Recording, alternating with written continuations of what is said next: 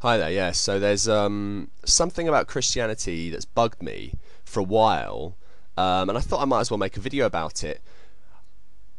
I would really like someone who's really clued up on theology. They don't have to be a Christian, but someone who's really clued up on theology, because I'm just like an amateur enthusiast, I'm not a theologist. I would like someone to explain it to me if they can, because there's something about Christianity, many things, but here's one thing that's bugged me for a very, very long time. Please bear with me.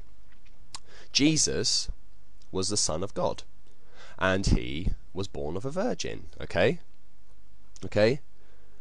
Um, Now Isaiah was a prophet in Christianity who lived in the 8th century BC. So 800-ish years before Jesus was born, and he prophesied a man, a descendant of David, called Jesus, who would be born of a virgin, who would usher in a new era of peace and all the rest of it. And this is one of the most important prophecies in favour of Jesus, of Nazareth and everything, being the actual saviour. He is a descendant of David. He is called Jesus, and he was born of a virgin. It's quite, there's a connection there. So Isaiah 7:14 is one of the most important prophecies. Okay.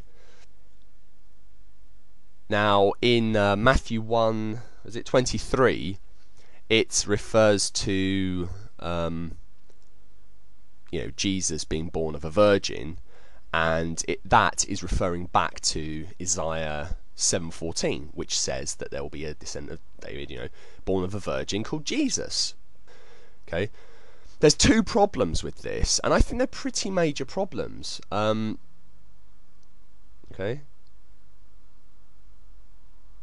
let me just read Matthew 1:23. Okay, or the first bit of it. This is the King James version. Behold, a virgin shall be with child, and shall bring forth a son. Okay.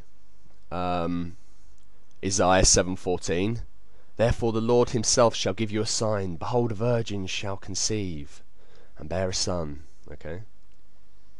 Okay, fair enough. Let's just read the Good News Bible, also known as the Good News Version, also apparently known as the New English Version Bible, which is one of the most, apparently, according to Wikipedia, in 1991 was voted the most popular version of the Bible in England. They took a vote from members of the church. It's the Bible I was presented with when I left school, and apparently it sold over 100 million copies. Certainly you'll see it in all the bookstores. Funnily enough, people don't really mention it. People mention New International Version or King James, but this is a pretty major version of the Bible. I mean, as I say, over 100 million copies, voted number one some 15 years ago or so. And let's read some, shall we? I've got it here, so okay. Matthew 1:23 says, a virgin will become pregnant and have a son, and he will be called Emmanuel, brackets, which means God is with us. The King James Version says more or less the same thing. Behold, a virgin shall be with child, and shall bring forth a son, and they shall call his name Emmanuel, which being interpreted is God is with us. Okay. Just bear with me. Okay. Now let's read the King James Version of Isaiah 7:14. Therefore the Lord shall give you a sign. Behold, a virgin shall conceive and bear a son, and shall call his name Emmanuel. So fairly clear. Bear with me, please. This is the Good News Version, Isaiah 7:14.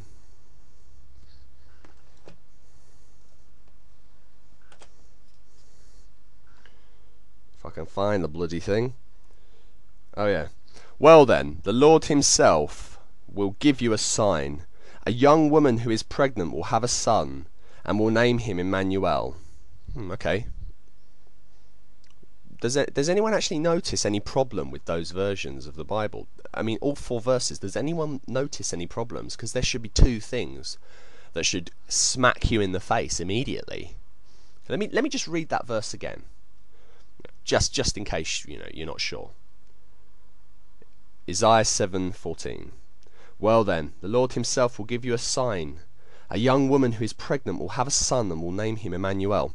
For a start, he's not called Emmanuel, is he? He's called Jesus. Matthew 1:23 is the only place in the Bible that I can see where Jesus is referred to as Emmanuel.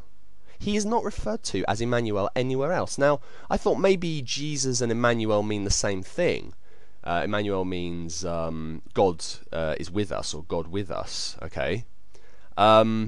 I looked up Jesus, and the name Jesus means apparently salvation, deliverance, or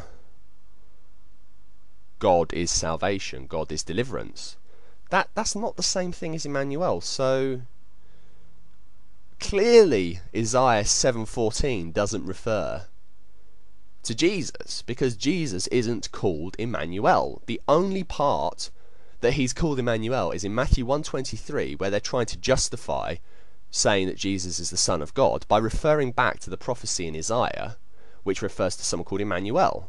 Jesus isn't called Emmanuel, and I can't think of a good reason how that verse makes any sense whatsoever, unless you say the writers of the Bible were trying to find prophetic reasons, or pathetic, should I say, for why Jesus really is the Son of God, because he's a descendant of David. But what about the other things? Okay, so if someone can explain that to me, I'd be very glad, because as far as I'm concerned, that just is ridiculous. It clearly doesn't refer to Jesus. Okay, but what about the other part of the prophecy?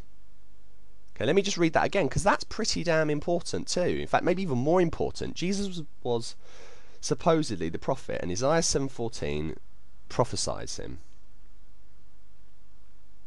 Well then, the Lord himself will give you a sign. A young woman who is pregnant and will have a son and will name him Emmanuel. A young woman. Now, in the footnotes of this version of the Bible, it says, young woman. The Hebrew word here translated, young woman, is not the specific term for virgin, but refers to any young woman of marriageable age. The use of virgin in Matthew 1:23 reflects a Greek translation of the Old Testament made some 500 years after Isaiah. So the original prophecy refers to a young woman. Doesn't mention whether she's a virgin or not. It doesn't mention her maidenhead. It just says a young woman. There was a later Greek version according to this, and this is a respected version of the Bible, the Good News Bible. It's a respected version of the Bible that's sold a lot of copies, as we've just heard. It refers to it refers to a young woman. It doesn't refer to a virgin. The virgin in the later Jesus stuff is based on the Greek translation, which is a mistranslation. So yeah, one of the major reasons for believing that Jesus is the promised Messiah, the prophet, and so on, is he's a descendant of David. Loads of people are. He's born of a virgin, and he's called Emmanuel. Well, he's not called Emmanuel. And 2, Jesus was born of a virgin.